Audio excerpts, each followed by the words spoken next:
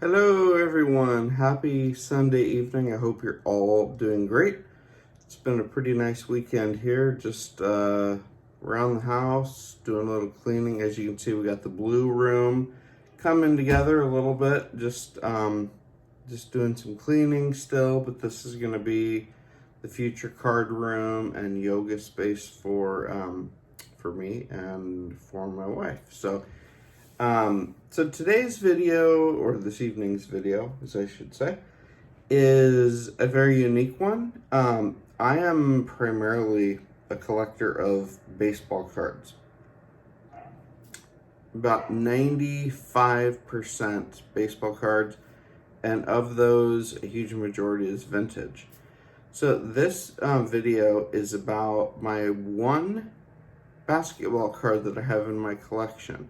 And I feel very lucky because this one card that I have in my collection is a very special one-of-one card. It's a custom card, but it's a one-of-one of Michael Jordan. And I have a really cool story that I'm just going to share with everyone, and then I'll show you the card and just talk about it for a bit. So, and again, what I like to do in my videos and what I'll, hopefully show over the coming weeks and months is I just really enjoy the stories behind all my, the cards in my collection. And I hope eventually, as I become more involved in the card collecting community here on YouTube, I'll be able to hear from a lot of you with comments, maybe joining some chats. I just love the way that the card collecting community shares their stories, because essentially that's what we're doing, right? It's the stories of us told through the lens of collecting of baseball cards and sports cards. So on with the story. So this takes us way back to the summer of 1996. Okay, so at this point, I'm a junior at UC Santa Barbara up in the Central Coast. And Michael Jordan, for many years, ran a summer camp for kids at what was called the Thunderdome, which was the location where the UCSB men's and women's basketball teams and volleyball teams would play their home games. So mid-90s, Michael Jordan, right? He's the biggest athlete on the planet by leaps and bounds. So getting access to the Thunderdome was near impossible, even though I was a student on at this school at UCSB. This is during the summer, so I was actually that summer in particular, I was taking a few summer school classes. I was working, so I was pretty busy. But I also happened to be living with 14 other guys that year, not in a fraternity, but just 14 other friends, just a big pile of nasty, stinky guys living in a big, huge house. One of our friends who lived with us all, he worked at one of the local golf courses. And he comes home one night and says, "Oh my gosh, you guys, tomorrow morning, 6:30 a.m., Michael Jordan has a tee time. I saw it marked down. He is playing golf early in the morning, and then he's going to run over to do his camp." So he says we should all go up there and try to get his autograph early in the morning before too many other people show up. And I'm thinking, okay, I've got nothing going on at 6:30, 6:45 in the morning. It's definitely not an ideal time for a college-age kid to wake up, but to have the potential to meet Michael Jordan, I thought, oh yeah, I'm in, 100%. So that evening, the plan was we were all going to pile into our cars and drive over to the Hope Resort and meet Michael Jordan before he started playing his golf round. Okay, so best laid plans, all right? We're all going to go together. We're going to meet Michael Jordan. It's going to be the most amazing thing ever. So morning comes. I get up, I take a shower, I'm like ready to go, even though usually I'm not a morning person. And nobody else in my house is stirring. So I try to wake up a few of my friends. They all basically tell me that, leave me alone, I'm sleeping, blah, blah. So I just said, all right, well, I'm out of here. So I zip over to the golf course, to the resort. I'm able to get through the gate.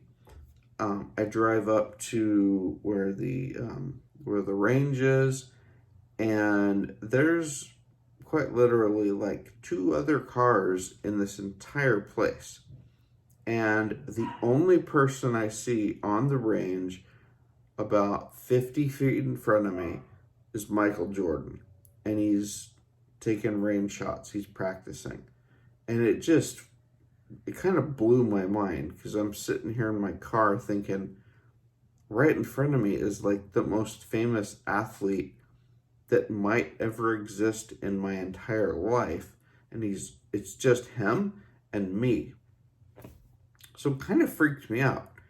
But I wasn't super prepared, but I did have just some blank paper. So I get out of my car like a total dork, and then like at that point I realized, well, what the hell am I gonna say to him?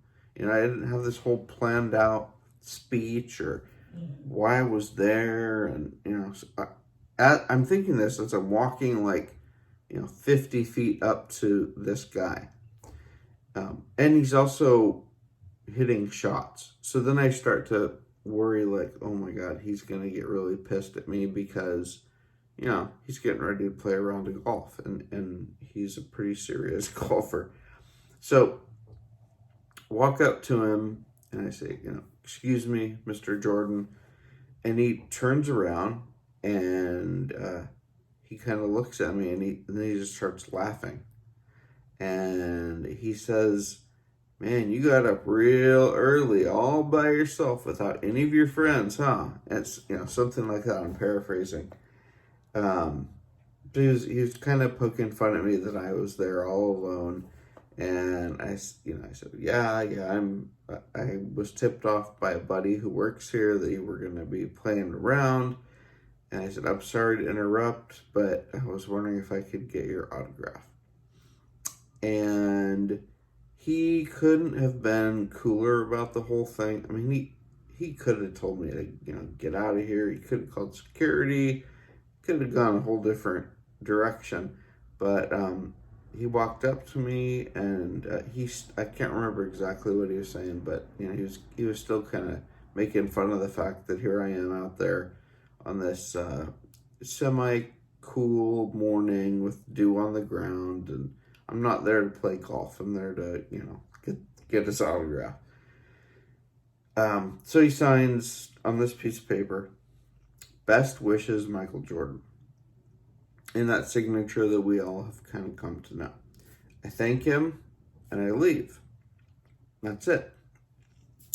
Okay, so I go home, back to the house, and of course around noon, all the guys in the house start waking up, and I show off, look what I got, and they were all jealous, of course, but I felt really excited that I had accomplished this. So a few weeks later, I was back home in North San Diego, and I knew I couldn't just leave this thing sitting around because I would destroy it. I mean, I'm a dumb college kid, and this is kind of another interesting thing. At this point in my collecting, timeline, I wasn't collecting. All of my cards at this point were stored at my parents' house in North San Diego County.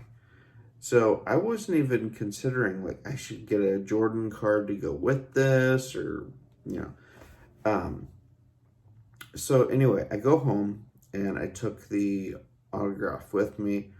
My dad, who had always he wasn't a collector, but he always was urging me to keep going with my collecting, and so buy he'd buy me packs, or he'd buy me like a magazine or different things. He'd always, when I was super young, he'd buy me like the Beckett baseball card, monthlies and all that. And he had it was around this time, I believe, or maybe he had them stored for a while before. I don't really. Actually, they were quite old at this point. I think they came out in the 90s. Anyway, I digress. He had a few of the Beckett basketball card monthlies, issue number 1, that I didn't know that he had, with Michael Jordan on the front, shooting that foul shot. And he tells me what you should do. He got all excited. You should pair this magazine cover with the autograph, get some cards, make a really cool display, and then take it to the mall at this time and get the whole thing framed, and they'll do it really nice for you. It'll protect the autograph and the cards and the magazine, and someday it'll be worth $1 billion or something like that. So I got all excited to him. Oh my God, yeah. So got some cards together, got the magazine, got the autograph, go to the mall. There's this place called Deck the Walls, which is a little goofy pun on Deck the Halls. And they ended up framing the whole thing for me. At the time, super cool frame. I actually took it, I picked it up a few weeks later, took it back to school. That framed display was with me in my first apartment. I took it all over the place with me. And then once I got married, it was with me, but in my garage, but it stayed with me. So fast forward now to COVID. Okay. I'm not in the garage, as many of you that are watching this, did at the same time. I'm out in the garage, pulling out my old cards, doing a little trip down nostalgia lane, thinking, you know what, maybe I should pull these things out, see what they're worth. Also, what really spurred it, my now 20-year-old son, my older of our two sons, he started to grow really interested in collecting as well. So him and I are going through all this stuff, and I show him, look at this, and he's just like, oh my God, you have an autograph of Michael Jordan. And I tell him the story, and he said, Dad, you should do something with that. It's kind of an outdated frame and display. And he said, you should get it like a cut auto and turn it into a custom card. And we started looking online. There were a few people doing custom cards at that time. And I came across this guy on Instagram, Twitter, and I don't know if he was on YouTube much, or if he is even now, but really cool stuff. He of all different types, centered around the 1986 Topps baseball look. So it had that, really bold, kind of black top with the bold lettering. Kind of a simple design, but pretty iconic. I actually never liked the 1986 Topps baseball look, but I know a lot of you collectors do like that set. For me, it was kind of a letdown from 85 Topps. For me, 85 Topps, that was like right in the middle of my heyday of collecting. I probably threw lawn mowing money. I bought so many of those darn boxes at the Price Club, which became, Costco. And so anyway, I contact this guy. We talk for a while. We make an agreement. I send him the autograph, which totally freaked me out. Even thinking back a couple years ago, I'm like, oh God, what if I never see this thing again? And he, after a few weeks, he starts sending me some updates, some photos. And what I had told him was, I just want this thing to be just incredible. I want this to be not just a one-of-one card, but I want it to be, if we can, a booklet-sized card. I'd love there to be some gold foil. I'd love there to be some patches, a showcase on the autograph. I wanted it to just be something where people were just like, holy moly, that is ridiculous. And obviously, just this something that could never be duplicated. So, about a month total goes by, and then he contacts me, and he's done. So he sends it back, and I am just blown away by how awesome this thing is. This is a card that is booklet sized. It's front and back, and it is a completely custom piece. He also took the original autograph was Best Wishes Michael Jordan. He cut the Best Wishes and turned it into this little side card, kind of as like a little thank you. So I'll show you that too.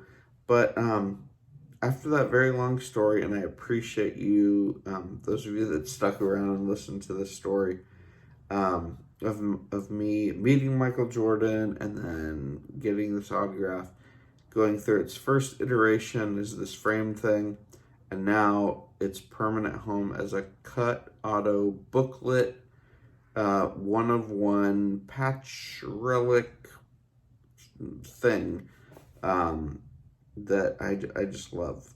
So I'm going to turn this around. I'm going to hopefully be done talking here in a second, but I want to show you the card and tell you my plans with it, because I'm not quite done. So thank you again for listening to my now going on 17-minute story. But I think it's a fun one. And let's look at this card. Okay, so check this thing out. This is mine. I feel so lucky and honored to have this in my collection. I just think it is so incredibly beautiful.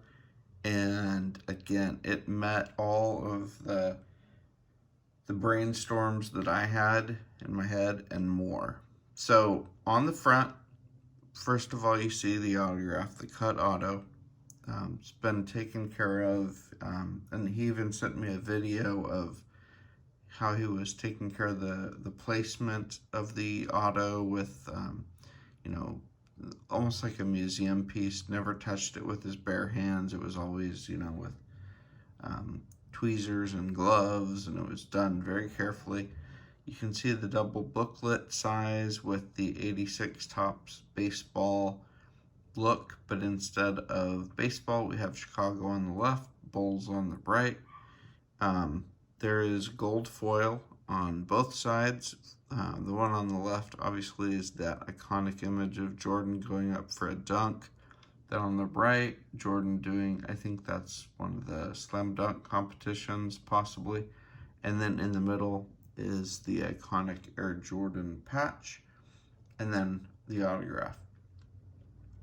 So this is the front of the card, and again, this is something that I will have, I will never sell this card. This is just too important to me, and there's no value that I can really place on this thing. It's priceless, and without a price at the same time. So let me go ahead and show you the back side of it, which is also really cool.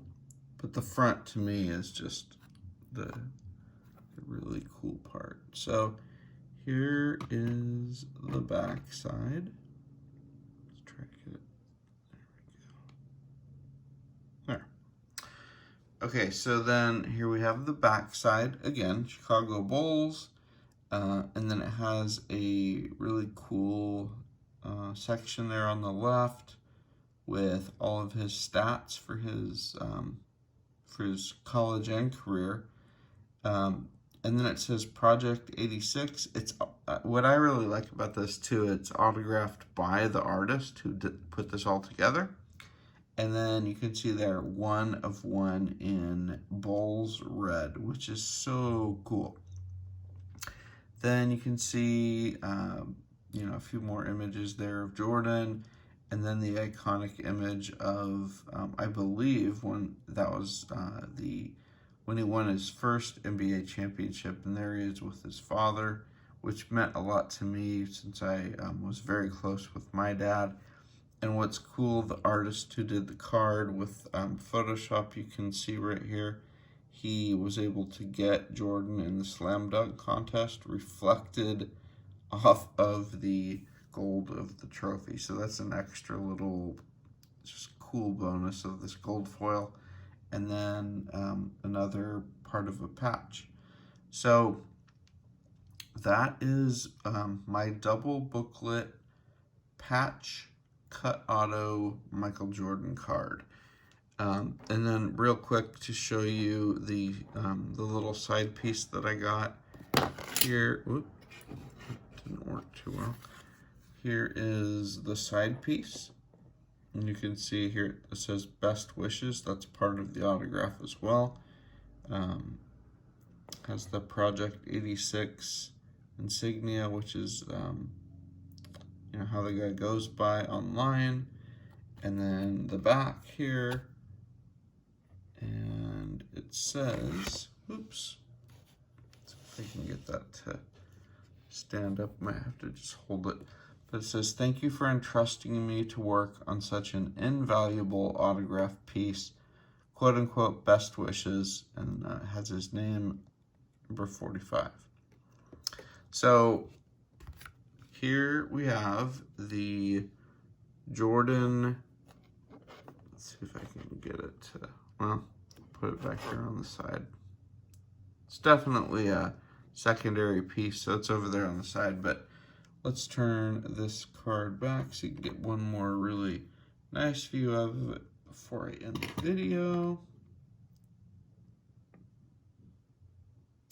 There we go. So back to the front.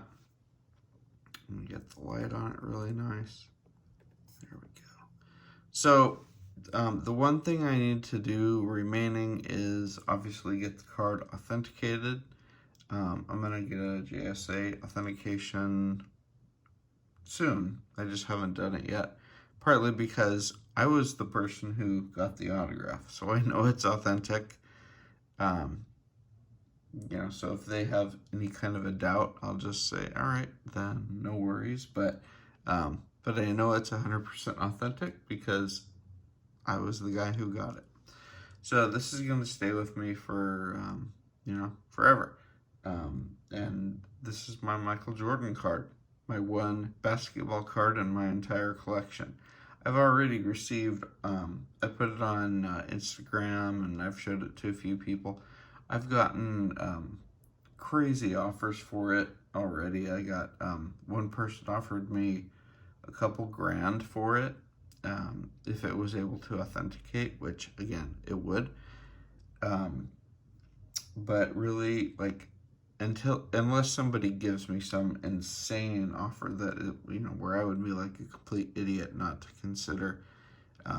This is just going to be on my shelf. It's going to be probably my one basketball card that I ever collect. And I feel like, you know what? That's a pretty good grail card to have in my one member basketball card collection. So that's it. That's my little basketball card video. There's probably a really good chance I'll never do another basketball card video ever again, other than to maybe pull this thing out every now and then to show you and just, spend some time looking at it. But I love this thing. I just wanted to share the story with the YouTube collecting community. Because again, stories and hearing your stories, whether it's in the comments or just other videos, that's what I love about this community. So, even though I'm still essentially a baby YouTuber, I would love to hear anybody's, and you can, put it in the comments. You can message me on Instagram, which is, I'm also there at Flagship Cards. Tell me, some crazy long story, because again, I love these stories, of a card that you received, whether it's an invaluable thing like what I consider this to be, or just a regular old card, but it left you with some awesome core memory that you will have forever.